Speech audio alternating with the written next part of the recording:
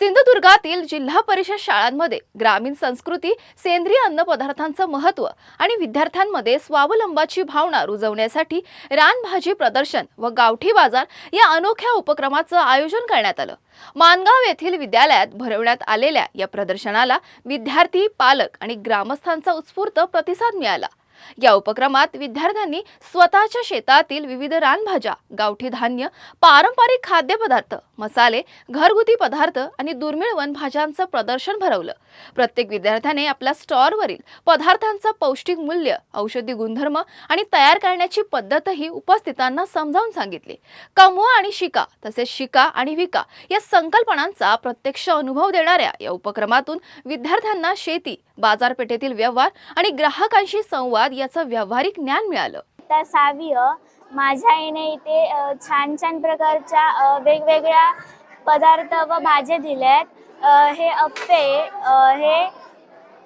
हे दुधाचे वडे आणि हे खोबऱ्याची वडी आणि साखर आणि हे वेगवेगळ्या प्रकारचे पीठ वगैरे असताना त्याचे लाडू, हे मिठातले मिरचे व हे रानभाज्या आणि अशा प्रकारे सर्व मुलांनी वेगवेगळ्या प्रकारच्या भाज्या आणल्यात। अळू आणि आजच्या या धकाधकीच्या विज्ञान युगात ग्रामीण भागामध्ये शेतीला अनन्यसाधारण महत्त्व आहे आणि ह्या महत्त्वापायी आपल्या शाळेने हा उत्स्फूर्त असा कार्यक्रम दरवर्षी होतो आणि त्यामध्ये आपली जी मुलं आहेत ती स्वतः रानभाज्या एक आणतात आणि त्याचं प्रदर्शन आपल्याकडनं भरवलं जातं आणि त्याचं खूप अनन्यसाधारण या संपूर्ण ह्याच्यामध्ये विज्ञान युगात म्हणजे केमिकलच्या भाज्या खाण्याच्या गावठी एकदम म्हणजे नॅचरल ह्याचा कुठलाही त्रास होत नाही आणि ह्या भाज्या ज्या आहेत गावठी भाज्या ह्या अनादी कालापासून चालल्यात आणि ह्याचं खूप महत्त्व आहे।